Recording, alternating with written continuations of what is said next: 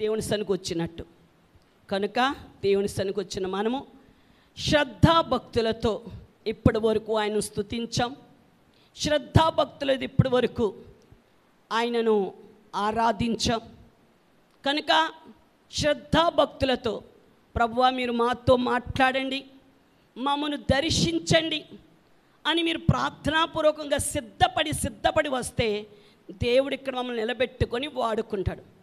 మనందరికీ కావలసిన శ్రేష్టమైన వాక్యాహారాన్ని ఆయన మనకు విరిచి వడ్డిస్తాడు. దేవునికి స్తోత్రం. కనుక ఎండలు చూస్తే భయంకరంగా అధికమైన ఒక్కపోతతో చలిదుకుంటుంది.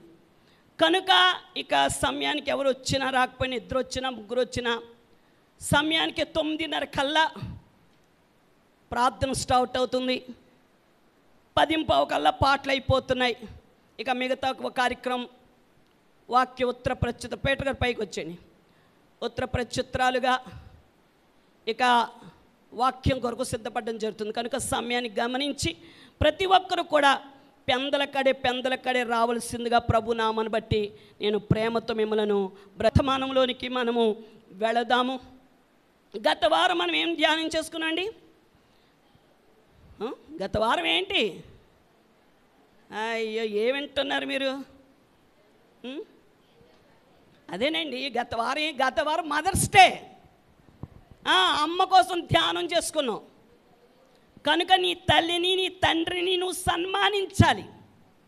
నువ్వు భూమి మీద దీర్ఘాయుష్మంతుడు అవ్వాలంటే నీ తల్లిని నీ తండ్రిని సన్మానించాలి, వారిని ప్రేమించాలి. వారు నీకు చేసిన ఉపకారాన్ని బట్టి నువ్వు ప్రత్యుపకారం చేసే కుమారుడుగా కుమార్తెగా మనం ఉండాలి. దేవునికి స్తోత్రం. ఏంటి ప్రత్యుపకారం అంటే? నిన్ను 9 మాసాలు మోసి కని పెంచి ఎన్నో నీ కొరకు తల్లి త్యాగం చేసింది. ఇంకా ఇవన్నీ చెప్పగలదు. గత వారం ధ్యానం చేసుకున్నాం. ఆ త్యాగం చేసిన తల్లికి ఏమి ఇవ్వగలవు? ఏమిచ్చి ఆమె రుణాన్ని తీర్చగలం? ఆమె వృద్ధాప్యం అని ఏం చేయాలి? తల్లిదండ్రులను మనం విడిచిపెట్టేవారిగా ఉండకూడదు. తల్లిదండ్రులు మనకు చేసిన ఉపకారాన్ని బట్టి మనం ఏం చేయాలని? ప్రత్యుపకారాన్ని మనము చేసేవారిగా ఉండాలి. దేవునికి స్తోత్రం. ప్రత్యుపకారం చేసేవారిగా ఉండాలి. ఎందుకు ఈ రోజులో చాలామంది ఎందుకు ఈ రోజులో తల్లిదండ్రులను ప్రేమించలేకపోతున్నారు, అత్తమామను ప్రేమించలేకపోతున్నారో నేను చెప్పాను. కారణం లేఖనాలను పరిశీలించక, వాక్యాన్ని చదవక. వాక్యాన్ని చదివితే నీ జీవితంలో తల్లిని తండ్రిని కొట్టాలని, తల్లిని తండ్రిని వృద్ధాశ్రమంలో జాయిన్ చేయాలని దరిద్రగొట్టపు ఆలోచనకి ఎందుకు వస్తుంది? అత్తమామలను ద్వేషించాలి, అత్తమామను భయంకరమైన దుర్భాషలాడాలని పనికి మాలిన ఆలోచన ఎందుకు వస్తుంది? అంటే బైబిల్ చదువు. బైబిల్ కంటే పనికి మాలిన సీరియల్స్ ఉన్నాయి కదా. ఆ పనికి మాలిన సీరియల్స్ చూస్తాం.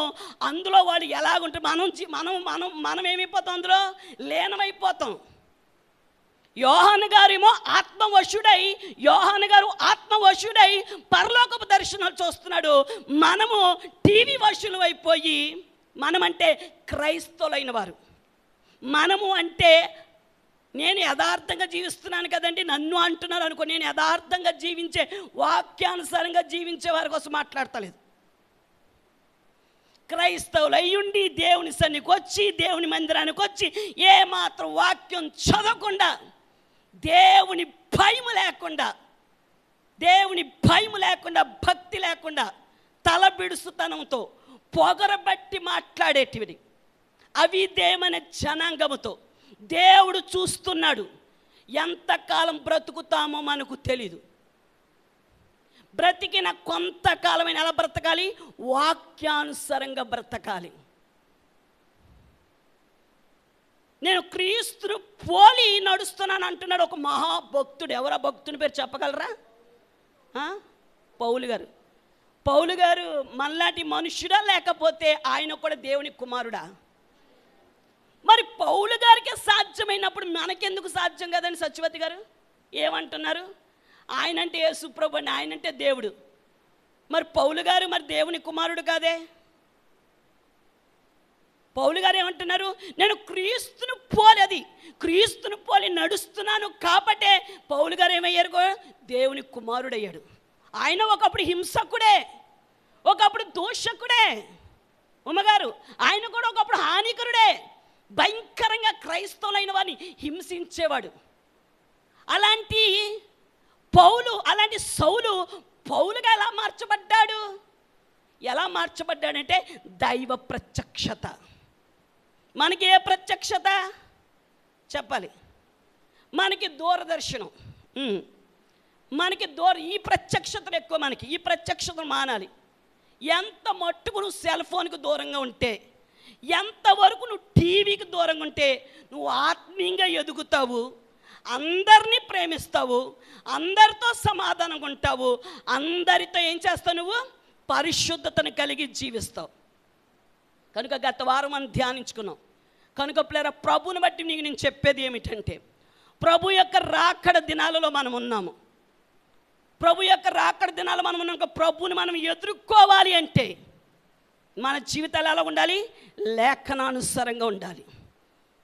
ఎందుకంటే మనం చేసిన మంచివైనా చెడ్డవైనా, మంచి క్రియలైనా చెడ్డ క్రియలైనా యేసుక్రీస్తు యొక్క న్యాయపీఠం ఎదుట మనము నిలబడవలసి వస్తుంది. నిలబడినప్పుడు ప్రభు నిన్ను చూచి, బలా నమ్మకమైన మంచి దాసుడా, నేను ఇచ్చిన ఆజ్ఞల అనుసారంగా నీవు జీవించావు కనుక ఇదిగో నీకు సిద్ధపరిచినటువంటి ఆశీర్వాదాన్ని నీవు స్వతంత్రించుకొని నన్ను మంచి దాసుడు అని పిలిచేవారు ఉండాలి తప్ప చెడ్డ దాసుడు అంటే ఎవరు? సత్యవతి గారు, చెడ్డ దాసుడు ఎవరంటే ఆయన వాక్యాన్ని ఆయన వాక్యానుసారంగా జీవించని వారు. కనుక ప్రియులు, అదే చెప్తున్నాను, ప్రతిరోజు బైబిల్ చదువుకోండి, ప్రతిరోజు బైబిల్ చదవండి, ప్రతిరోజు చెప్పాలి, ప్రతిరోజు బైబిల్ చదవాలి, ప్రతిరోజు వాక్యం చదవాలి. పనులు అంటారా? 365 రోజులు పనులు ఉంటాయి కాదంటారు. ఎన్ని పనులు ఉన్నా దేవుని సమయాన్ని దేవునికి ఇచ్చేయాలి. మన ఆంధ్ర రాష్ట్ర ముఖ్యమంత్రి జగన్మోహన్ రావు గారు, ఆయన చెప్తున్నారు, జగన్మోహన్ రెడ్డి గారు తన సమయాన్ని ఎక్కువగా ఎక్కడ గడుపుతారంటే, సమయం దొరికితే వాక్యం చదువుకుంటారంట, సమయం దొరికితే ఎక్కువగా తన భార్యతను ప్రార్థన చేసుకుంటారంటని. నాకు ఒత్తిళ్ళు టెన్షన్ ఎక్కువైనప్పుడు బాగా ప్రేయర్ చేసుకుంటారండి. మనక ఒత్తులు టెన్షన్ ఎక్కువైనప్పుడు తల పెట్టుకొని ఎవరి వల్ల ఒత్తులు ఎక్కువైనాయో, ఎవరి వల్ల టెన్షన్ ఎక్కువైనాయో ఆయన తిట్టుకుంటూ కూర్చుంటాం. కరెంటు పోయిందంటే కరెంటు తిడతాం. వర్షం వచ్చిందంటే వర్షం, ఈ దరిద్రపు అదేంటి దాని వర్షం వస్తే వర్షాన్ని తిడతాం. ఎండ వస్తే ఈ ఎండ వస్తుంది. అది ఒడియాలు పెట్టుకున్నాను అనుకో, దేవదేవ ఈరోజు ఎండకాయలు దేవా అంటారు. చల్లబడాలని మనం ప్రార్థన చేస్తున్నాం. ఒక ఆవిడ వాళ్ళ ఇంటికి వెల్లివేషన్ వేయించుకుంటుంది. అమ్మగారు, ఈ 4 రోజులు వర్షం రాకుండా ప్రార్థన చేయడం తోఫాను. చూసావా, ఎవరు ప్రార్థన వాళ్ళకెత్తాడు దేవుడు. నువ్వేమో వర్షం చల్లబడాలని నువ్వు కోరుతున్నావు, ఆవిడేమో ఎండకాయలు అంటుంది. అన్నీ మన ఇష్టాలే. నేను అనేది ఏంటంటే, ఏదైనా సరే ప్రభు చిత్తం కనుక మనం ప్రార్థించాలి తప్ప, ఈ దరిద్రుడు వచ్చాడని పదవిలో ఎక్కాడండి, ఈ దరిద్రుడు రాష్ట్రానికి దరిద్రం అట్టుకుంది. అదేంటి? నిజంగా నేను చెప్పేది ఏంటంటే, మనము ఎవరిని దూషించకూడదు. భాగ్యవత అర్థమవుతుందా? నీ చేతనైతే నువ్వు ప్రార్థన చేయి, ప్రభువా మమ్మును మా దేశాన్ని పరిపాలించే మంచి నాయకులను మాకు ఇవ్వవా ప్రభువా అని దేవుని సల కన్నీరు కార్చండి. ప్రార్థన చేయటం మనకు చేతన అవ్వట్లేదంటే, మనకు ప్రార్థన చేయడం చేతన అవ్వట్లేదు. మనకి ఏంటంటే, నేను చూస్తున్నాను కదా ప్రతి చోట ప్రార్థన చేయడం చేతన అవుతలేదు. కానీ ఎవరి వలన ఏ రీతిమైనటువంటి శ్రమ శోధన వస్తుందో వాడిని తిట్టుకోవడమే సరిపోతుంది. ఈ తాగుబోతు భర్తగాడు ఈడు సస్తే కానీ అని అన్నిసార్లు తిడుతున్నావు. మోకరించి ఏ రోజున ప్రార్థన చేసావా? వచ్చినోడికేమో భోజనం పెట్టవు, వచ్చినాడు కాళ్ళు కడుక్కోవడానికి, ఆడికి ఇచ్చినా ఒకటి ఇవ్వబడ తాగుపోతాడు, ఆడికి ఎందుకు చెయ్యాలి? ఆడికి భోజనం పెట్టావు, వాడి బట్టలు ఉతకో, వాడిని పట్టించుకోవు, డ్యూటీకి వెళ్ళారా, ఎలాగెళ్ళారు ఏంటండి? నువ్వు ప్రేమతో వాటితో మాట్లాడితేనే కదా, నువ్వు మాట్లాడుతూ ప్రార్థన చేసుకుంటే కదా. నీ భర్త తాగుబోతాడైనా, సైకో అయినా, శాడిస్ట్ అయినా, నీ భర్తని నీ భార్య అయినా సరే ఏం చేయాలి? ప్రార్థన చెయ్యాలి. అది దేవుడు క్రైస్తవులైన మనకు ఒక ఆయుధం ఇచ్చాడు, ప్రార్థన ద్వారా తప్ప. శిష్యులు వచ్చి అడుగుతారు, ప్రభువా ప్రభువా మేమెందుకు ఆ దయ్యాన్ని ఎలగొట్టలేకపోయి? ఒరే బాబు 24 గంటలు తినడమే కాదు, కొన్ని మొండి దయ్యాలు ఉంటాయి, మాట వినవా దయ్యాలు. ఏంటి ఆ దయ్యం? నీ భర్త మంచోడే, నీ భర్త హృదయంలో తిష్ట వేసుకుంది. ఏంటది? ఇక్కడే ఉన్నారా? ఇక్కడే ఉన్న వాళ్ళు అందరూ దేవుడి స్తోత్రం చెప్పండి. మా దేవుని స్తోత్రం.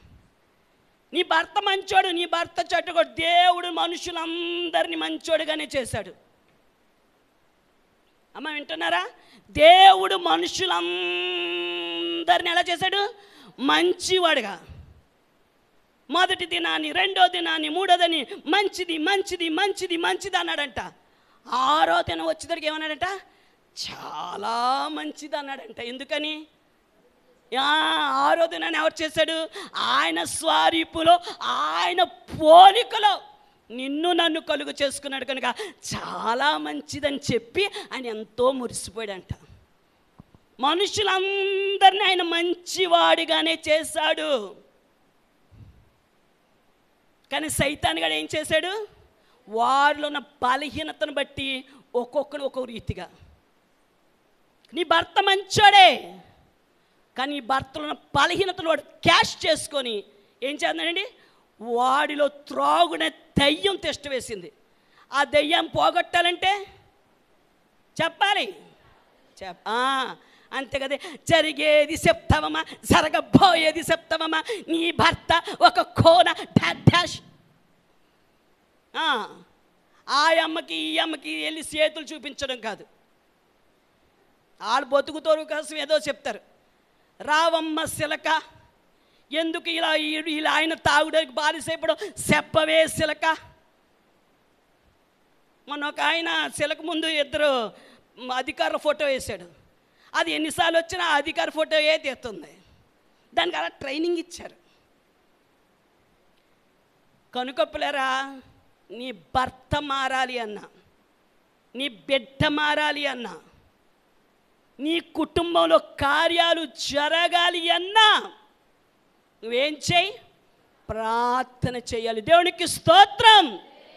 కనుక గత వారం మనం ధ్యానించుకున్నాం, వాక్యానుసరమైన జీవితాలు లేక ప్రజలు తప్పిపోతున్నారు ప్లేరా. వాక్యానుసరమైన జీవితాలు లేక కుటుంబాలలో అసమాధానం. కనుక మనం ఏం చేయాలి? లేఖనాలను పరిశీలించుకోవాలి. ప్రభు యొక్క రాకడ దినాల్లో మనం ఉన్నాం. ఏ క్షణములో అయినా ప్రభు రాబోతాడు. కనుక ప్రభు రాకడ గురించి మనం ధ్యానం చేస్తున్నాం. ప్రభు రాకడ దినాల్లో మనం ఉన్నాం కనుక మనం ఎవరిని ఆశ్రయించే వారికి ఉండాలి? చెప్పాలి. మనం ఎవరిని ఆశ్రయించాలి వారికి ఉండాలి? ప్రభుని. ప్రభు యొక్క రాకడ దినాల్లో మనం ఉన్నాము కనుక,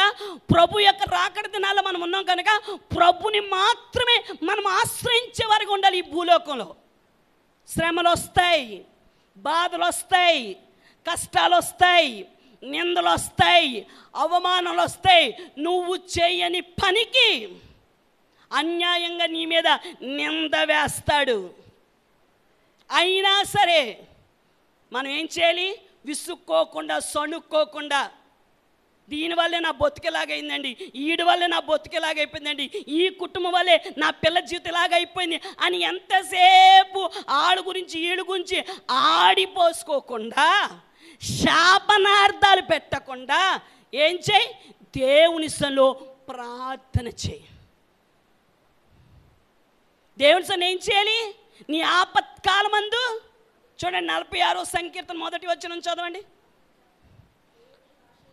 46వ సంకీర్తన మొదటి వచనం చదవండి. అది చదవండి అమ్మా స్పష్టంగా.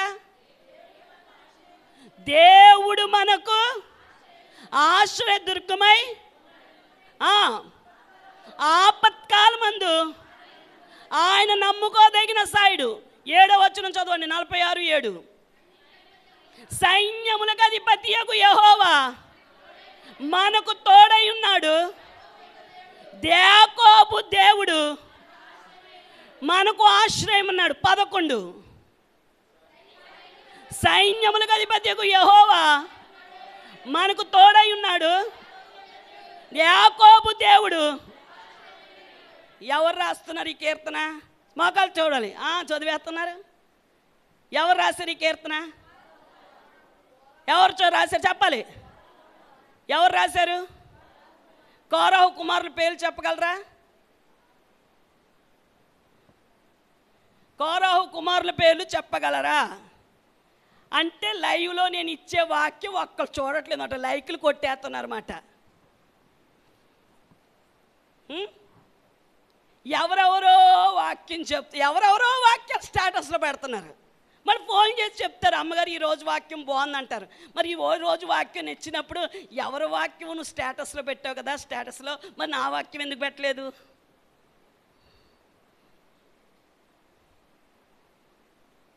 చెప్పాలి. లైవ్లో వినలేదు మాట. అయితే కోరహు కుమారుల పేర్లు అస్సీరు, ఎల్కానా, అబియసామి. ఎవరిని ముగ్గురు? కోరాహు, దాతాను, అభిరాములు ఉన్నారు, వారి తండ్రులు, వారి పిల్లలు. వాళ్ళు రాశారు అనుభవపూర్వకంగా. ఎందుకని? నాయనా, మా తండ్రులు నీ లేఖనాలను ఎరుగక నీ మీద దైవజనుడైన మోషే మీద తిరుగుబాటు చేశారు, విసుక్కున్నారు, సణుక్కున్నారు. నీ మీద దైవజనుడి మీద తిరుగుబాటు చేసినటువంటి తండ్రికి పుట్టిన సంతానం, అయ్య బాబోయ్, మా తండ్రుల్ని ఎలాగైతే భూమి నెరవేర్చి మింగేసిందో మేము కూడా పతనమైపోతామేమో, మేము కూడా చచ్చిపోతామని భయముతో బిక్కుమని ఎవరిని ఆశ్రయించారండి? ఆపత్కాలమందు ప్రాణాలు పోతాయని, గాఢాంధకార సమయంలో ప్రాణాలు పోతాయని పాతాళం వరకు వెళ్ళిపోయిన వారి యొక్క ప్రాణాన్ని విమోచించి రక్షించే దేవుడు యేసు ఒక్కడేని వారు తెలుసుకున్నారు. సైన్యములకు అధిపతి యెహోవాను మాత్రమే వారు ఏం చేశారు? తమ ఆపత్కాలమందు తమ దేవుడైన యెహోవాను ఆశ్రయించారు ప్లేరా. కనుక ప్రియ సంఘమా, ప్రభు రాకడలో మనం ఉన్నాము. దుష్టిని అపవాది చెలరేగిపోతున్నాడు. ఎవరిని మృంగుదమా అంటూ చెలరేగిపోయే కుటుంబాల్లో నెమ్మది లేకుండా చూస్తున్నాడు. నయోమిలాగా, రూత్లాగా ఉన్న అత్తాకోడలే ఈరోజు ఏమైపోయారు? భద్రశత్రువులైపోతున్నారు. కారణం కోడల్లో లోపం కాదు, అత్తగారిలో లోపం కాదు. అకుల పిస్కల్లాగా జీవించిన భార్య భర్తలే ఈరోజు భద్రశత్రువులైపోతున్నారు. కారణం భర్తలో లోపం కాదు, భార్యలో లోపం కాదు. ఈ టీవీ సీరియల్స్, ఈ సినిమా, ఈ దుష్టిన అపవాది కుటుంబాల మీద ఏం చేస్తున్నాడు? దాడి చేస్తున్నాడు పిల్లరా. కనుక నువ్వేం చేయాలి? దేవునిని ఆశ్రయించేటట్టుగా ఉండాలి. దేవుడు నీ భర్తతో దెబ్బలాడమని చెప్తాడా? దేవుడు నీ భార్యతో దెబ్బలాడమని చెప్తాడా? దేవుడు నీ అత్తగారిని కొట్టమని చెప్తాడా? నీ భర్తను తిట్టమని చెప్తాడా? చెప్పడు. నువ్వు తిడుతున్నావు, కొడుతున్నావు, తిరుగుబాటు చేస్తున్నావు, విసుక్కుంటున్నావు, సణుక్కుంటున్నావు అంటే గల కారణం ఏంటి? నీ ఆపత్ సమయంలో నువ్వు ఎవరిని ఆశ్రయించట్లేదంటే దేవునిని ఆశ్రయించట్లేదు. నీ కళ్ళ ఎదుటన్న సమస్యను బట్టి నువ్వు కృంగిపోయి ఏం చేస్తున్నావో, ఏం మాట్లాడుతున్నావో కూడా నీకు తెలుస్తలేదు పిల్లరా. కనుక నీకు ఆపద వచ్చినప్పుడు ఏం చేయాలి? నీ వ్యాపారంలో నష్టం కలిగిందా? నీ బిడ్డ జీవితం పాడైపోయిందా? అప్పులతో నువ్వు మునిగిపోయావా? అప్పులతో మునిగిపోతే ఏం చేయాలి? ఐపీ పెట్టి పారిపో అని చెప్పడు దేవుడు.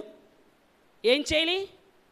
నీ సమస్త రుణ బాధల్లో నుండి నిన్ను విడిపించే ఇశ్రాయేలు దేవుడిని యెహోవా సన్నిధిలో ఆయనను ఆశ్రయించే వారంగా మనం ఉండాలి. దేవునికి స్తోత్రం. ఏ ఆపదతో వచ్చావో, ప్రభు రాకడ దినాల్లో మనం ఉన్నప్పులరా, ఏ క్షణంలోనైనా ప్రభు రాబోవచ్చు, ఏ క్షణంలో అయినా ప్రభు రాబోవచ్చు. ప్రభు రాకడ దినాల్లో మనం ఉన్నాం కనుక మన విశ్వాస జీవితాన్ని, మన ప్రార్థన జీవితాన్ని, మన భక్తి జీవితాన్ని కాపాడుకుంటూ విశ్వాసమునకు కర్తయు దానిని కొనసాగించువాడైనా, విశ్వాసమునకు కర్తయు దానిని కొనసాగించువాడైనా యేసు వైపే, యేసు వైపే, యేసు వైపే మనం చూడాలి. యేసు వైపు చూస్తూ ప్రభు రాకడకు మనం సిద్ధపడాలి.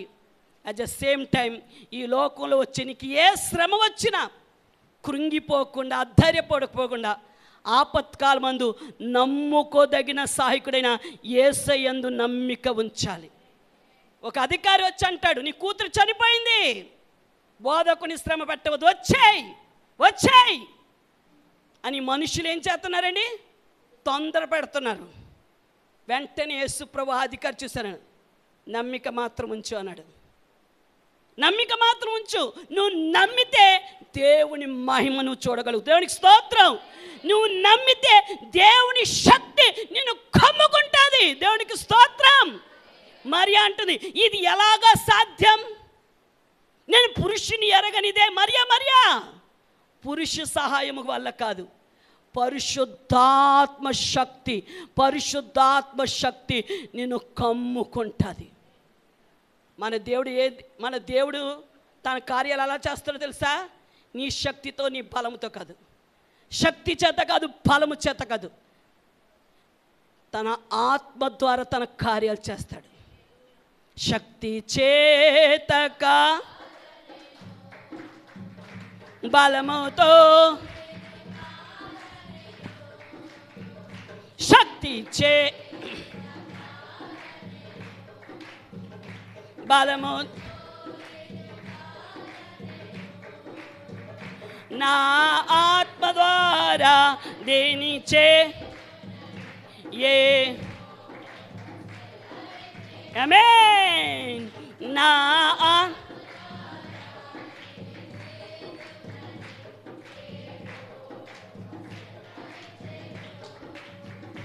ఓ గోప పర్వతమా జెరుబాబెలు నట్టగింపను. ఓ గో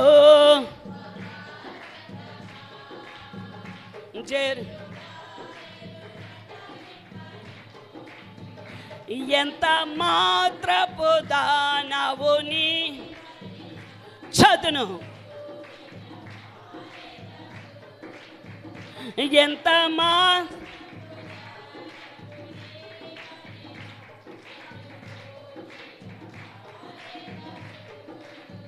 దేవునికి స్తోత్రం. అదేండి నీ జీవితంలో, నా జీవితంలో ఇది అసాధ్యమండి. ద్వారాలని మూసుకుపోయినాయండి. డాక్టర్లు గారు కూడా చెప్పేశారండి, హోప్స్ లేవన్నారండి, ఎవరు కవర్ పెట్టుకోలో పెట్టేసుకోమన్నారండి అని చెప్తారు. కానీ నువ్వు ఎవరి మీద నమ్మిక ఉంచాలి? అది సైన్యములకు అధిపతియగు యెహోవాను మాత్రమే మనం ఆశ్రయించాలి. దేవునికి స్తోత్రం, దేవునికి స్తోత్రం. కనుక పిల్లరా, కోరాహు కుమారులు, ఇంకా మీ తండ్రులు ఎలా గతి పట్టిందో మీకు ఇదే గతి అనుకున్నారు. ప్రయాసపడి భారం వస్తున్న సమస్తమైన జనులరా, నా యొద్దకు రండి. ఆయన యొద్దకు వచ్చే ఎవరిని కూడా ఆయన త్రోసివేసే దేవుడు కాదండి. ఒకని తల్లి వాని చేర్చుకున్నట్లు యెహోవా నిత్యముగా మనలను చేరదీవాడై ఉన్నాడు. దేవునికి స్తోత్రం, దేవునికి స్తోత్రం. తల్లి కంటే, తండ్రి కంటే శ్రేష్ఠుడైనటువంటి యేసయ్యను, తల్లి కంటే, తండ్రి కంటే శ్రేష్ఠుడైన సైన్యములకు అధిపతి యెహోవాను కోరాహు కుమారులు ఏం చేశారండి? అస్సీరు, ఎల్కానా, అబియాస్వామి ఏం చేశారు? తమ పితరులు తమ దేవుడైన యెహోవాను ఆశ్రయించలేదు. వారి కష్టకాలమందు, వారి దుఃఖ దినమందు, వారి మరణ దినమందు తమ దేవుడైన యెహోవాను మాత్రమే ఆశ్రయించారు. దేవుడు ఏం చేశారండి? చెప్పాలి. దేవుడు ఏం చేశాడు? చెప్పాలమ్మా, మాట్లాడండి అమ్మా. ఉపవాసంతో నేనే మాట్లాడుతున్నాను ఇంత గట్టిగా, మరి మీరు మాట్లాడలేకపోతున్నారు. తమ దేవుడైన యెహోవాను మాత్రమే ఆశ్రయించారు కనుక వారు ఏమవలేదండి? మరణమొందలేదు. పులేరా, నీ కష్టకాలమందు, నీ దుఃఖ దినమందు, నీ ఆపద దినమందు, నీ అప్పుల దినమందు నీవు కనుక నీ దేవుడైన యెహోవాను ఆశ్రయిస్తే, ఆయన యందు నమ్మిక ఉంచితే ఖచ్చితంగా మారని నీ భర్తను కూడా దేవుడు మారుస్తాడు. మారనేటువంటి నీ అత్తను కూడా మారుస్తాడు. మారనిటువంటి కోడను కూడా మారుస్తాడు. రాని నీ ఆస్తిని కూడా ఆయన ఖచ్చితంగా, మనుష్యులు నీకు అన్యాయం చేయవచ్చేమో కానీ నీతిగల న్యాయాధిపతి అని యేసయ్య నీకు రావాల్సిన ఆస్తి భాగాన్ని, నీకు రావాల్సిన వాటాను ఆయన ఖచ్చితంగా అనుగ్రహిస్తాడు. దేవునికి స్తోత్రం, దేవునికి స్తోత్రం. పని చేయించుకొని యజమానులు నీ కష్టాజతను బిగబట్టచ్చు. పని చేయించుకొని గొడ్డులాగా నీ చేత నా చేత చాకిలు చేయించేసుకుంటారు. ఏంటి మా జీతం అంటే బిల్లు అవ్వలేదు బాబు, యజమానులు ఇవ్వలేదని బిగపెడతారు. కానీ నీవు ఆరాధనీయుడైన యేసయ్య సన్నిధికి ఆరాధించడానికి వచ్చావు కనుక నీ చేతుల కష్టాజితం ఏం చేయబడుతుంది? నీ చేతుల కష్టాజితం బిగబట్టిన వారి చేతిలో నుండి ఆయన నీకు అనుగ్రహించి నీ చేతుల కష్టాజతను ఆశీర్వదిస్తాడు. దానికి స్తోత్రం.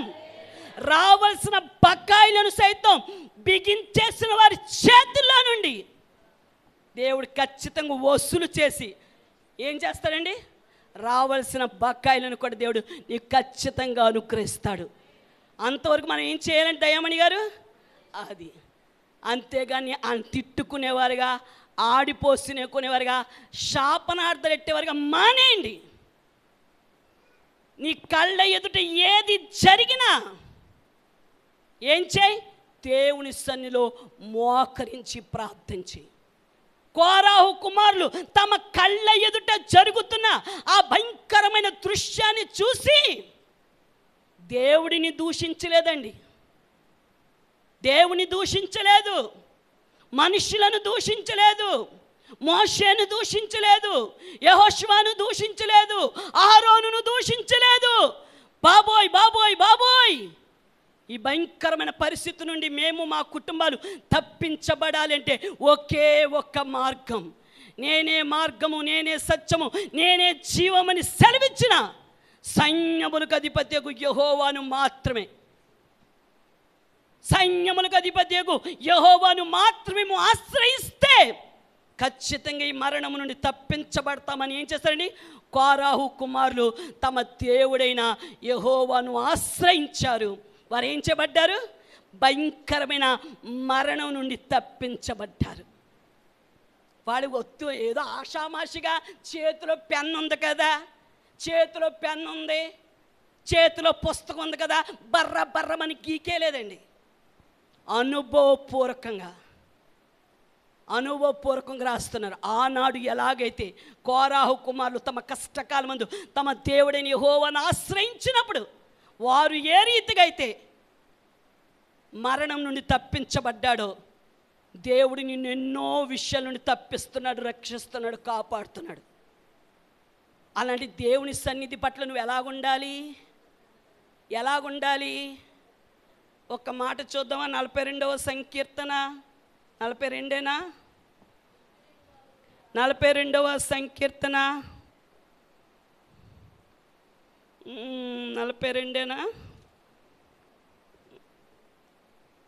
ఒక మాట 42 46 చూడండి. 84 చూద్దాం. 44 కీర్తనలు,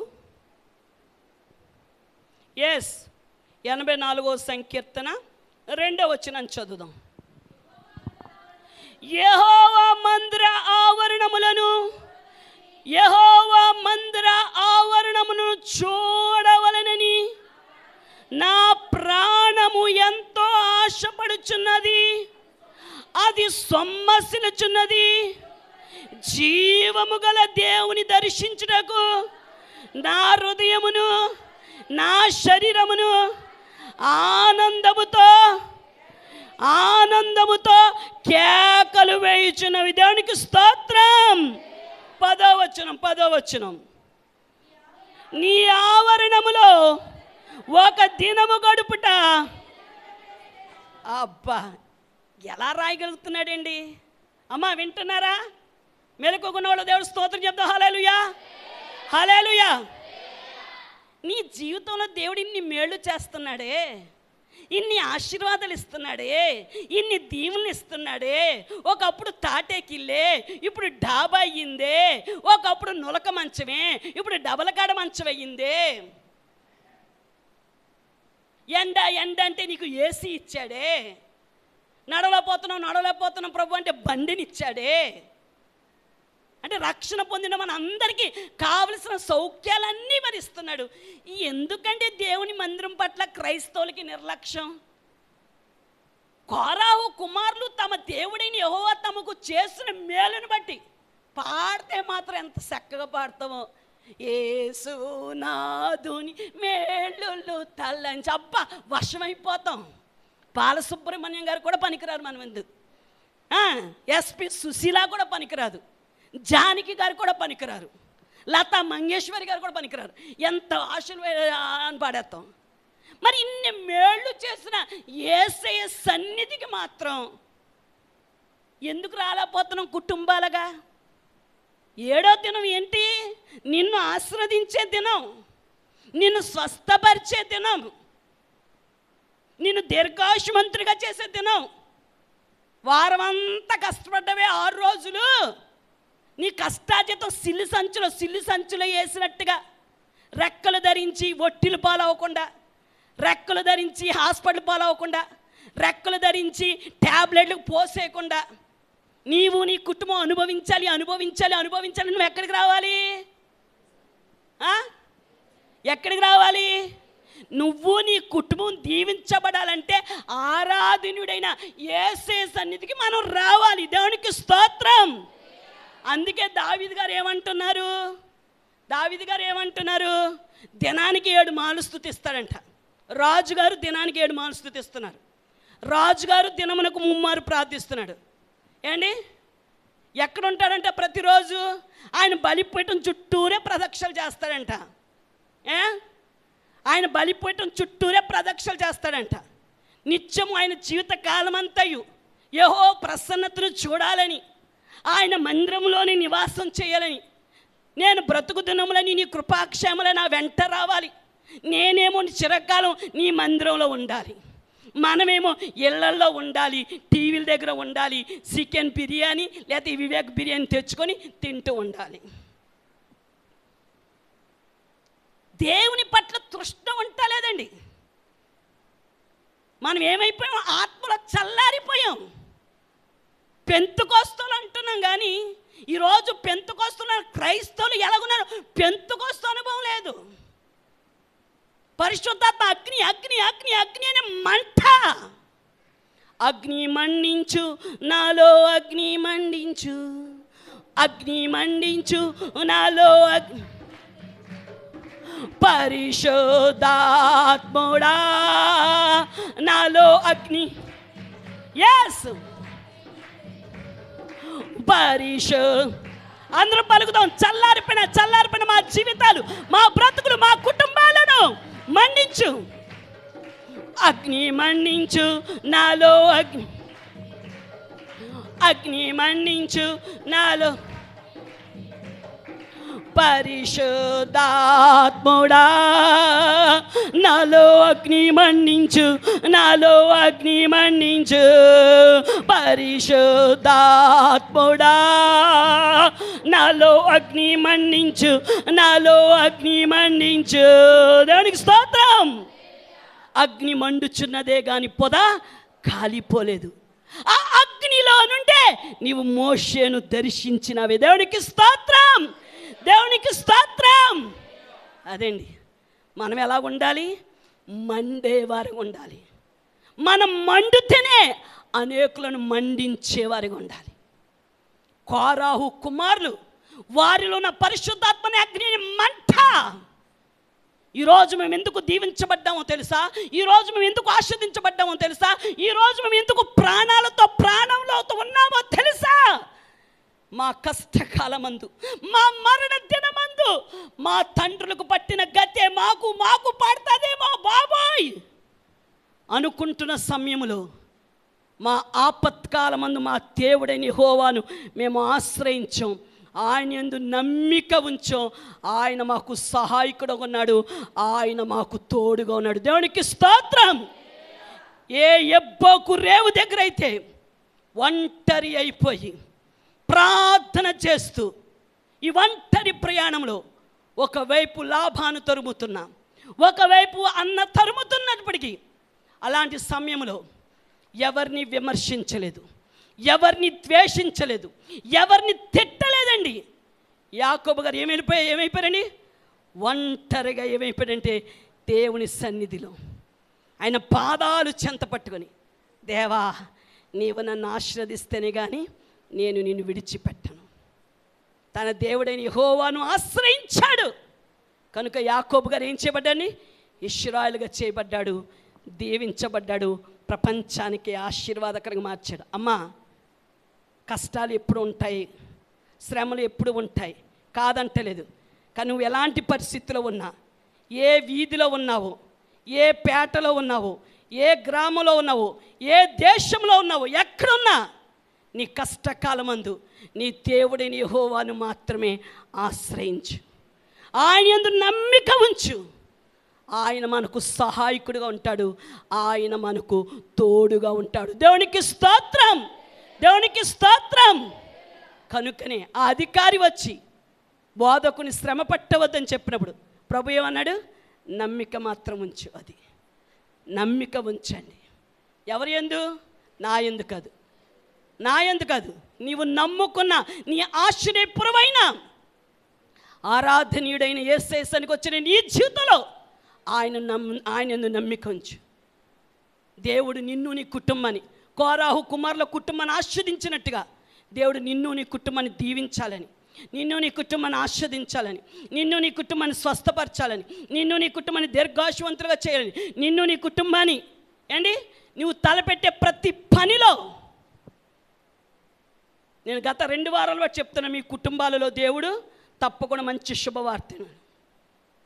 మొన్నే సత్యప్రకాష్ విజయ్ గారు ఎప్పటి నుంచో కారు కొనుక్కోలి ఆలోచన కలిగి ఉన్నారంట. మనం కూడా ఏం ప్రార్థన చేస్తున్నాం? ఎవరు ఏ ఆలోచన కలిగినా, ఎవరు ఏ పనులు తలపెట్టినా ఆ పనులో జయమొచ్చి మా బిడ్డలు ఈ నెలలో శుభవార్త వినాలి ప్రభువా అని ప్రార్థిస్తున్నాం. మా పెళ్లి రోజుకు అనుకున్నామండి, మా పుట్టినరోజుకు అనుకున్నామండి, మా పిల్లల పుట్టినరోజుకు కుదరలేదు. కానీ దేవుడు ఈ నెలలో ఏం చేశాడు? కారు కొనుక్కోవడానికి దేవుడు కృపనిచ్చాడు. అమ్మగారు, మేము షోరూంలో ఉన్నాము, మేము బయలుదేరి వస్తున్నాము, మీరు వచ్చి ప్రార్థన చేస్తేనే. కానీ వారిని ఎవరిని ముందు పెట్టారు? సేవకులైన మమ్మల్ని. అంటే మమ్మల్ని ముందు పెట్టారంటే అది ఎవరికి ఆ ప్రాధాన్యత ఇచ్చినట్టు? దేవునికి ప్రాధాన్యత ఇచ్చారు. దేవునికి స్తోత్రం.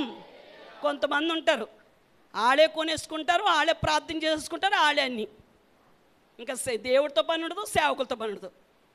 సేవకులు పిలిపించుకునే మళ్ళీ కానుక, మీ కానుక చల్లకుండా మీరు కానుక ఇచ్చిన పోకపోయినా దేవుని ఏం చేయాలి? మనం అన్ని విషయాలు ముందు పెట్టాలి. వెళ్ళాం, ప్రార్థన చేస్తాం, చాలా సంతోషం వేసింది. దేవుడు మన సంఘ బిడ్డల్ని అంచెలంచెలుగా దీవిస్తున్నాడు. అట్ ద సేమ్ టైం బాధ కూడా వేసింది. ప్రభువా, ఒకప్పుడు మా బిడ్డలు ఏమీ లేరు, ఈరోజు మా బిడ్డలు, మా సంఘ బిడ్డలు కారులు కొనుక్కునే స్థితిని ఇచ్చావు నాయనా. మరి మాకు స్థలం ఉంటే మా బిడ్డలు కారులతో నీ మందిరానికి వస్తారు కదయ్యా, మా దారి మాకు దయచేవా. అక్కడ అదే సంతోషంలో ప్రార్థన చేశాను, అదే సేమ్ టైం మనసులో కూడా ఆ చిన్న ప్రార్థన చేశాను. పిల్లరా, దేవుడు మన బిడ్డలు ఏం చేస్తున్నాడు? ఆస్వాదిస్తున్నారు. ప్రార్థించిన వారిలో ఒకరికి సంబంధం కూడా కుదిరిపోయింది. వాళ్ళు కూడా, ఆవిడ అంటుంది, అమ్మగారు మీరు ఆ రోజు చెప్తున్నా గొప్ప చెప్పడం నేను చెప్తున్నాను. అంటే మనం ఎప్పుడైతే విశ్వాసం, నమ్మిక నా మీద కాదు, నేను చెప్పే మాట దేవుని మాట మీద నమ్మకడ.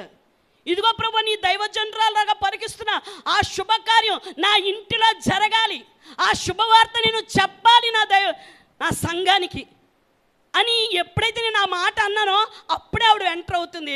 ఆ మాట చెవిని పడగానే వెంటనే అనుకుందంట, నిజమే, ఈ నెలలో నా ఇంట్లో ఆ శుభకార్యం జరగాలి ప్రభా, నీ దాసురాలి మాట నా ఇంట్లో స్థిరపరచు, నేను సాక్ష్యం చెప్పాలి అంటే దేవుడు ఉత్తమమైంది, శ్రేష్టమైన ఒక సంబంధాన్ని ఇచ్చాడు. దేవునికి స్తోత్రం. నేను అనేది ఏంటంటే, మన మందిరానికి వస్తున్నాం అంటే ఏదో ఆదరా బేదరగా వచ్చేయడం కాదు. వస్తున్నప్పుడు శ్రద్ధాభక్తులుగా రావాలి. దేవుడు తన దాసునిలో నుండి ఏ మాట పలుకుతున్నాడో, దేవా ఇదిగో ఇదిగో ఈ వాగ్దానం నా పట్ల నెరవేరాలి అని నువ్వు మనసులో దేవుని అడిగితే దేవుడు ఏమంటాడు? ఆమెన్ అంటాడు. ఆమెన్ అంటే అర్థం ఏంటి? నా సన్నిధిలో అడుగుపెట్టి ఆశతో ఈ కోరికను కోరిన నా కుమారుడా, నా కుమార్తె, ఆశగల నీ ప్రాణము యేసునామములో తృప్తిపరచబడునుగాక. దేవునికి స్తోత్రం. అంటే అప్పుడు ఏం చేస్తావు నీ ఆశను? అవును ప్రభువా, నీ దాసురాలు చెప్పినట్టుగా నా కుమార్తెకి ఈ సంవత్సరంలో ₹1,00,000 జీతం అవ్వాలి ప్రభువా అని అన్నావు అనుకో, ఖచ్చితంగా ఏం చేస్తాడు? ఆమె అని పలుకుతాడు. కనుక దేవుని సన్నిధికి వచ్చినప్పుడు దేవుడు తన దాసునిలో నుండి ఏమి మాట్లాడుతున్నాడో, తన దాసురాలో నుండి ఏం ఆ మాట నీ హృదయానికి తాకినప్పుడు, ప్రభువా ఈ మాట, ఈ వాగ్దానం నా పట్ల నెరవేర్చువా. నేను అదే అనుకున్నాను అమ్మగారు కూర్చున్నా కాడి నుంచి. ఈ నెలలో మీరు కూడా తయారయ్యారేంటి? ఎందుకంటే 3-4 కుటుంబాలు ఇలే మాట చెప్తుంటారు నాకు. మీరు అన్నమాట మేము కూడా అలాగే ప్రార్థన చేసుకుని వచ్చాము అమ్మగారని. మా కుటుంబాలు అలాగే జరిగినాయి, ఆ కుటుంబాలు కూడా అలాగే సాక్ష్యం చెప్తారు. మీరు కూడా సేమ్ ఇలాగే సాక్ష్యం చెప్తున్నారామని దేవుని మాట. ఇంకా మిగిలిన వాళ్ళందరూ కూడా ఈ నెల పూర్తి కాకమునిపే మంచి శుభవార్తలు చెప్పుదురుగాక. దేవునికి స్తోత్రం, దేవునికి స్తోత్రం. కనుక పిల్లరా, నేను చెప్పేది ఏమిటంటే ప్రభు, దయచేసి 2 చేతులు జోడించి ఆదివారం మానకండి. ఆదివారం దేవుడు మనల్ని ఆస్వాదించే దినంగా ఉంచాడు. నీ చేతుల కష్టార్జితాన్ని దీవించే దినంగా ఉంచాడు. నీ ఆపద ఏదైనా, నీ ఆపదలో నుండి నిన్ను విడిపించే దినం. అందుకే విశ్రాంతి దినాన్ని పరిశుద్ధపరిచాడు, ఆస్వాదించాడు. ఆ విశ్రాంతి దినాన్ని, జీవనోపాధిని, ఏ పని నీకు ₹1,00,000 ఓటి ఇస్తానన్నా నువ్వు ఒకటే చెప్పాలి, లేదు సార్ ఈరోజు మా ప్రభుని ఆరాధించేదను, ఆరాధనుడైన యేసయ్యను మేము ఆరాధించుకోవాలి. ఒక పండగలాగా ఆచరించాలండి.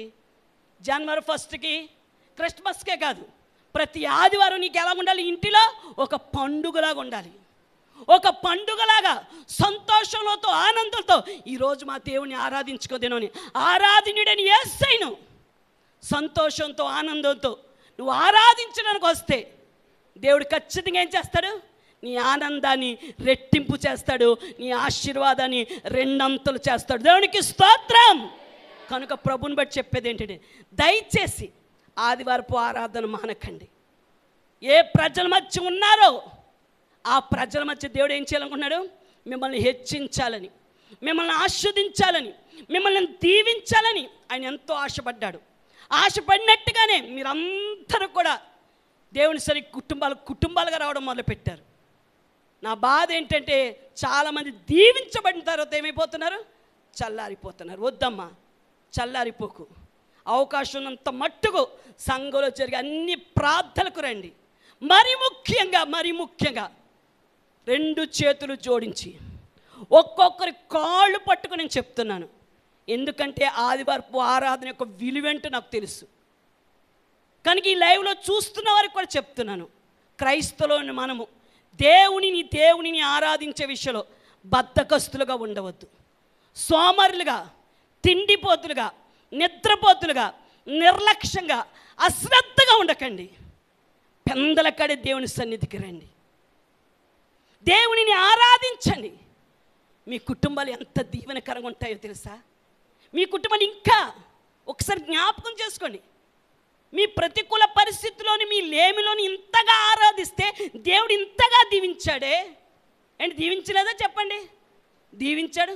సొంత గృహాలు కట్టుకునే కృపనిచ్చాడు. మీ బిడ్డల యొక్క వివాహాలు జరిగిస్తున్నాడు. మంచి కుటుంబ జీవితాలు, మంచి జీతాలు. ఎంతగా, ఒకటా రెండా? నేను దేవుడు అంచెలంచెలుగా దీవించాలని, నీ కరువులో కూడా దేవుడు ఏం చేయాలని? ఏండి, అన్యులందరూ కరువుతో బాధపడచ్చేమో కానీ తన దేవుడైన యెహోవాను ఆశ్రయించిన వాడు ఎవ్వరు కూడా కరువులో ఉండడండి. దేవునికి స్తోత్రం, దేవునికి స్తోత్రం. కనుక నేను చెప్పేది, ఎల్కానా అస్సీరు అభ్యాసం వారు అంటున్న మాట, దేవా ఈరోజు మేము సజీవులుగా ఉన్నామంటే నీ ఉచితమైన కృప కనుక అది కావాలి ఇది కావాలంటలేదు. మేము బ్రతుకు కాలం అంతయు, మా జీవిత దినాలన్నీ దేవా ఈ కళ్ళతో మేము ఏం చూడాలి? ఈ కళ్ళతో మేము నీ మందిరాన్ని చూడాలి, ఈ కళ్ళతో నీ మందిరాన్ని మేము చూడాలి. మేము బ్రతికున్నంత వరకు నా జీవము గల దేవుని దర్శిని, నా దేవుని సన్నిధికి ఎప్పుడు వచ్చేదను, ఎప్పుడెప్పుడు ఆయన సన్నిధికి వెళ్ళేదను అనే ఒక ఆశ తృష్ణ మీలో ఉండాలి. ఆ రీతమైనటువంటి కోరాహు కుమారులకున్న ఆశ తృష్ణ నిశ్చయముగా ఈ రోజు నుంచే నా దేవుడు మీ కుటుంబాలలో అనుగ్రహించునుగాక, పరిశుద్ధాత్ముడు దయచేయునుగాక. కోరాహు కుమారులు ఎందుకంత దీవించబడ్డారు? వాళ్ళు అడగలేదు, నాకు కారు కావాలి, నాకు ఇల్లు కావాలి, నా శత్రు ప్రాణం కావాలి, నాకు ఐశ్వర్యం కావాలి, నాకు దీర్ఘాయుష్ అని అడగలేదు.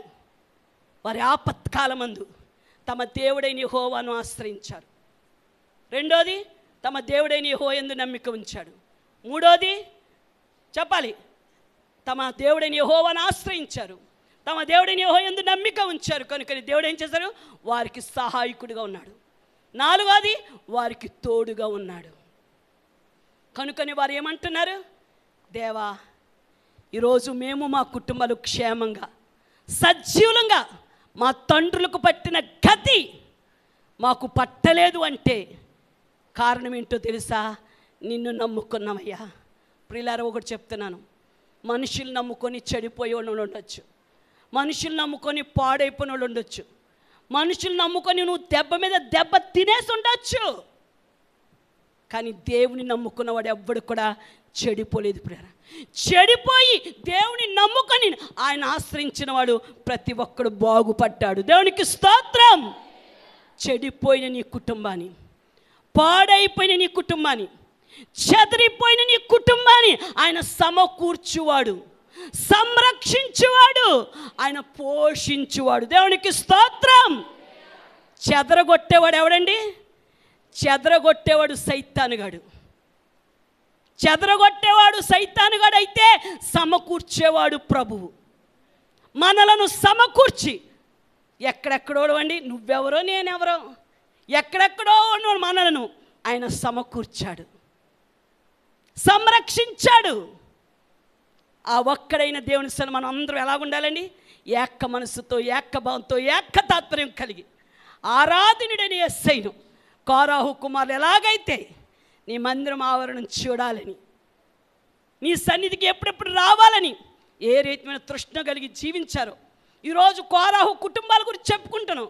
ఎందుకంటే కోరాహు కుటుంబాలను దేవుడు అంతగా దీవించాడు, అంతగా ఆస్వాదించాడు. వాళ్ళు ఎక్కడ గడపాలని చూశారు? బంధువుల ఇంటికాడ కాదు. అమ్మా, ఆదివారం పెళ్ళిళ్ళకి వెళ్ళకండి, పుట్టినరోజుల కార్యక్రమంకి వెళ్ళకండి, పెళ్లి చూపుల కార్యక్రమంకి వెళ్ళకండి, నిశ్చితార్థం పెట్టుకోకండి. ఇది మనకి, మన క్రైస్తవులకి మంచిది కాదు. సోమవారం నుంచి శనివారం వరకు ఎక్కడికైనా వెళ్ళు, ఆదివారంకి ఒకటే తీర్మానం చేసుకో. ఆదివారం అయ్యేటప్పటికి కోరాహు కుమారుల వలె ఎప్పుడు దేవుని సన్నిధికి వెళ్ళేదేనా, ఎప్పుడెప్పుడు ఆయన సన్నిధిలో కనబడదేనా అని మంచి తీర్మానంతో నువ్వు జీవించగలిగితే ఎలాంటి ఆపదలు నీ కుటుంబం మీద ఏలుబడి చేస్తున్నా ఇకనైనా అమ్మ జాగ్రత్తగా వినాలి. నా వాక్యాన్ని ముగిస్తున్నాను. ఇకనైనా మీరు కోరాహు కుమారుల వంటి జీవితం కలిగి ఆయన మందిర ఆవరణాలు చూడాలని, జీవం గల దేవుని దర్శించాలని, నా దేవుని సన్నిధికి ఎప్పుడెప్పుడు వెళ్ళేదను, ఎప్పుడెప్పుడు ఆయన సన్నిధిలో కనబడదను అనే ఒక సమర్పణతను జీవించగలిగితే నీ కుటుంబంలో ఎలాంటి ఆపదలు, ఎలాంటి శ్రమలు, ఎలాంటి శోధనలు, ఎలాంటి కష్టాలు, ఎలాంటి నిందలు, అవమానాలు, ఎలాంటి రోగాలు, ఎలాంటి కీడు, ఎలాంటి అపాయాలు, ఎలాంటి శ్రమలు శాపాలు నీ కుటుంబం మీద ఏలుబడి చేసిన, కోరాహు కుటుంబాల మీద ఏలుబడి చేసిన మరణ శాపాన్ని కొట్టివేసినట్టుగా నిశ్చయముగా నా దేవుని సన్నిధికి ఆరాధించడానికి వచ్చిన నీ కుటుంబం మీద ప్రతి మరణ శాపాన్ని కొట్టివేయును గాక. ప్రతి కుటుంబం నుండి ఉన్న మరణ దోత దాటిపోవునుగాక. దేవునికి స్తోత్రం, దేవునికి స్తోత్రం. ఆ మరణ దోత దాటిపోవాలంటే, ఏ కీడు ఏ అపాయాలు మన మీదకి రాకుండా ఉండాలంటే, సాతానుడు మన కుటుంబాల మీద దాడి చేయకుండాలంటే ప్రభు రాకడకు మనం సిద్ధపడాలి. నిన్ను నన్ను సిద్ధపరిచే స్థలం ఏది? అది. ఎలాగుండాలి మనం చెప్పండి, చెప్పాలి. ఎలాగుండాలి? కోరాహు కుమారులులాగా ఉండాలి. ఆయన మందిరం ఆవరణ చూడవాలని, ఆయన చూడాలి, వీళ్ళు చూడాలి అండి. ఆయన చూడాలి. ఓ ఊగిపోతున్నారు జనాలు. ఏమవుతుంది చూసో, ఏమవుతుంది? జగన్ నెల దగ్గరగా చూసో ఇలాగని ఏమొచ్చింది చెప్పమ్మా? ఏమొచ్చింది?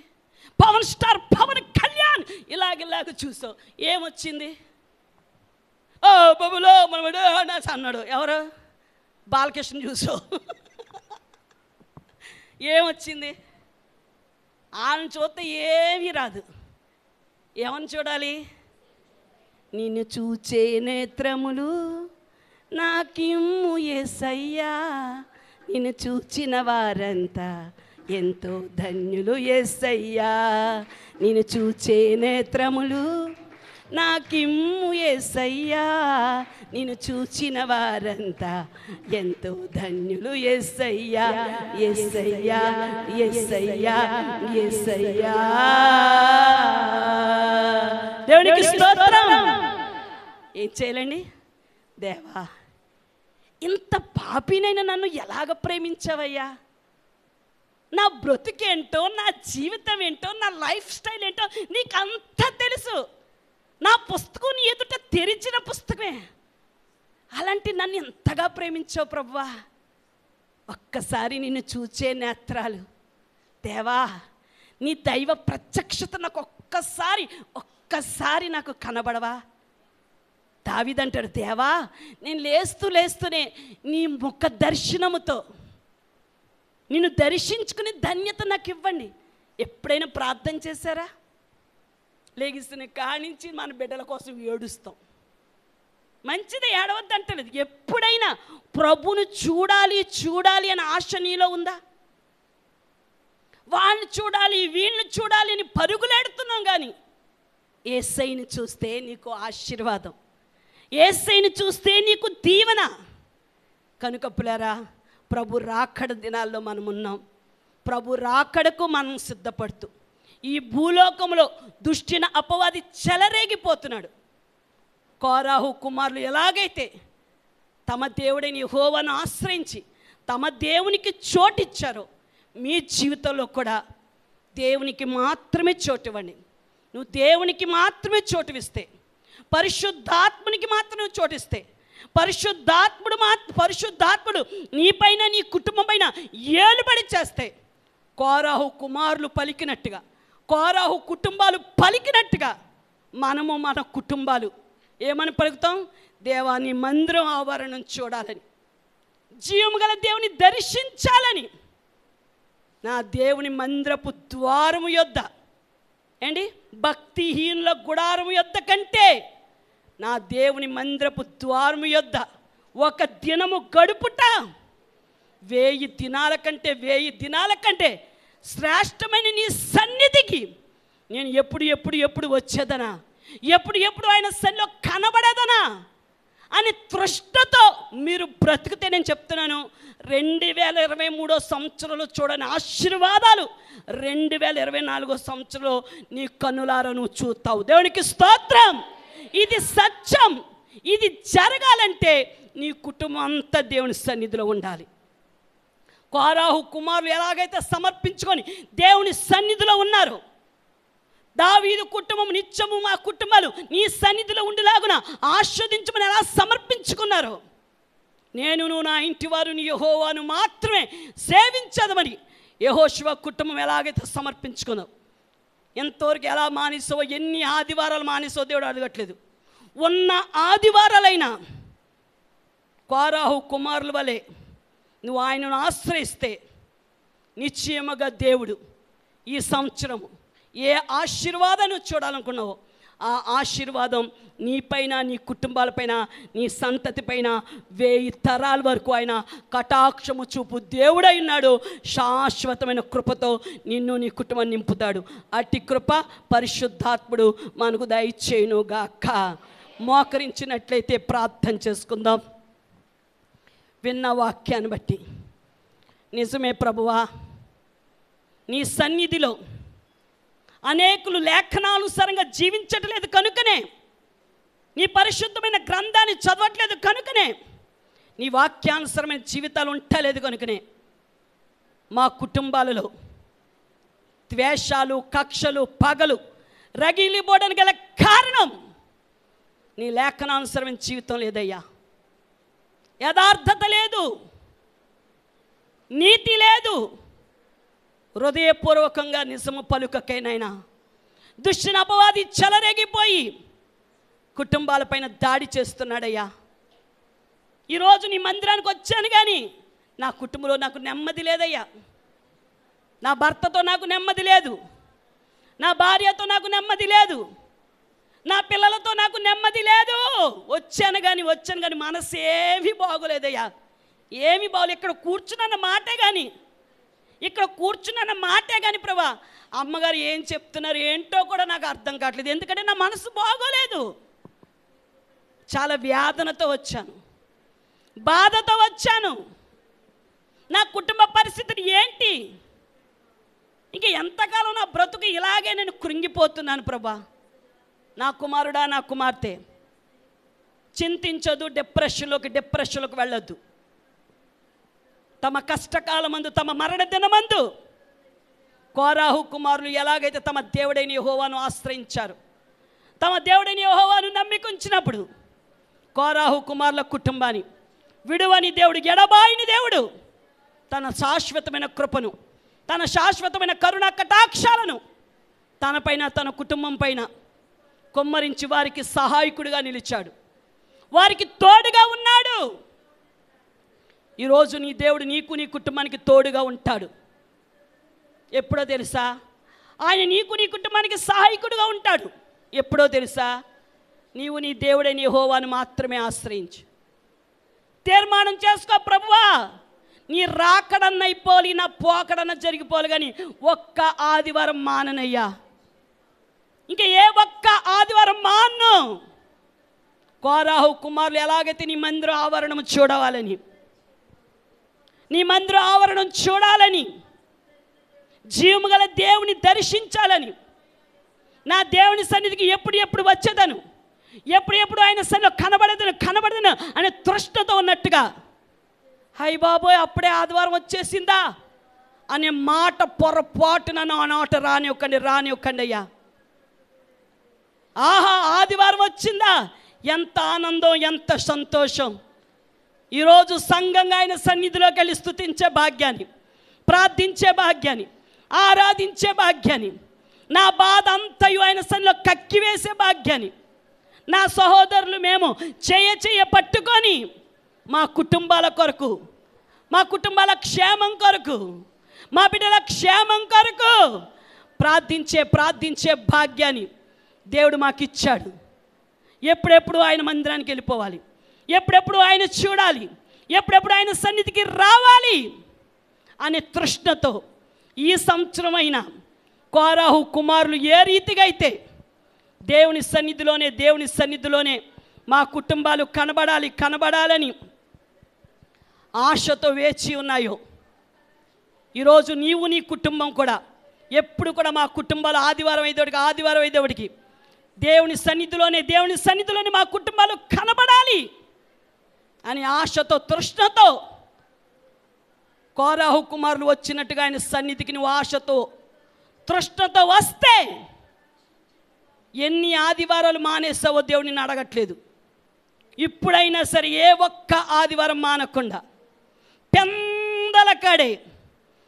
పెందలకాడే ఉన్న సమయంలో ఉన్న పాటున నువ్వు రాగలిగితే, ఏ కార్యాలు ఆలస్యం అవుతున్నాయి నువ్వు బాధపడుతున్నావో ఆ కార్యాలన్నీ కూడా దేవుడు సఫలపరుస్తానంటున్నాడు.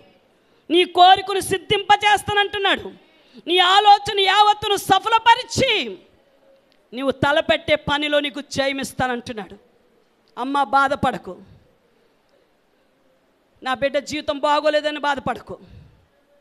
నా వ్యాపారాలు సరిగ్గా లేవండి మాకు, బాధపడకు, టెన్షన్ పడకు. ఏ పరిస్థితి అయినా సరే నీ పరిస్థితులన్నింటినీ చక్కపెట్టగల దేవుని సన్నిధిలోనూ ఉన్నావన్న సంగతి మర్చిపోకు. హిజ్కియా ప్రార్థించినట్టుగా, హన్నా ప్రార్థించినట్టుగా దేవుని సన్నిధిలో, కోరాహు కుమారుల కుటుంబాలు ప్రార్థించినట్టుగా ఈరోజు దేవుని సన్నిధిలో నీ బాధ ఏంటో, నీ బాధ ఏంటో కక్కేయి. నీ బాధ ఏంటో దేవుని సన్నిధిలో సైన్యములకు అధిపతి యెహోవాయందు నమ్మిక ఉంచు. యాకోబు దేవుని నువ్వు ఆశ్రయించు. నిశ్చయముగా నా దేవుడు నీకు సహాయం చేస్తాడు. ఆయన నీకు తోడుగా ఉంటాడు. నీ దుఃఖ దినాలను సమాప్తం చేస్తాడు. మేలుతో నీ హృదయాన్ని తృప్తిపరుస్తాడు. ఖచ్చితంగా నా దేవుడు నా ప్రార్థన ఆలకించాడు అన్న వాళ్ళందరూ విశ్వాసంతో కలిసి ప్రార్థన చేసుకుందాం. పరిశుద్ధమైన మా తండ్రి, నీ పరిశుద్ధమైన నామ స్తోత్రాలు. విన్న వాక్యాన్ని దుష్టైన అపవాది ఎత్తికెళ్ళిపోకుండా 30 దంతులుగా, 60 దంతులుగా, 100 దంతులుగా, 1000 దంతులుగా ఫలింపచేయండి. ఇక మీదట మా బిడ్డలకు కోరాహు కుమారుకున్న సమర్పణ మా బిడ్డలకు దయచ్చని, నీ మందిర ఆవరణము చూడాలని, జీవముగల దేవుని దర్శించాలని, నా దేవుని సన్నిధికి ఎప్పుడు వెళ్ళదను అనే తృష్ణతో, ఆశతో నీ కొరకు నిన్ను చూచే నేత్రాలు కలిగి నీ కొరకు జీవించే జీవితాలు మాకందరికీ దయచ్చండి. నీ మనస్సు మాకు దయచ్చండి. నీ పోలిక మాకు దయచ్చండి. నీ రాకడకు మేము సిద్ధపడుతూ, అనేకులను సిద్ధపరుస్తూ, నీ పరిశుద్ధాత్మ అగ్నిలో చల్లారిపోయిన మా జీవితాలను పరిశుద్ధాత్మడా నీ వాక్యపు అగ్నితో, నీ వాక్యపు వెలుగుతో మమ్మల్ని మండించి నీ రాకడకు సిద్ధపరచని. అంతవరకు ఈ భూలోకములో దేవ నిన్నే ఆశ్రయించి ఉన్నాం, నిన్నే నమ్ముకొని ఉన్నాం. ఎవరు ఏ సహాయం కొరకు వచ్చారో నిశ్చయముగా యేసు నామములో ఆ సహాయాన్ని వారికి అందించి, వారికి తోడైండి, వారి కరువులో కూడా సమృద్ధినిచ్చి, వారి కుటుంబాలను గొప్ప చేసి, ఏ ప్రజల మధ్య అయితే నా బిడ్డలు ఉంటున్నారు ఆ ప్రజల మధ్య మహారాజులుగా, మహారాణులుగా అష్టైశ్వర్యాలతో నా బిడ్డలను వర్ధిలింపచేయమని, అంతవరకు నీ కృపలో భద్రపరిచి నీ వాక్యానుసరమైన జీవితాలు జీవించే ధన్యతను మాకందరికీ దయచేయమని యేసు నామములో అడిగి వేడుకొనిచున్నాము మా పరమ తండ్రి. అందరం చెప్తాం గట్టిగా.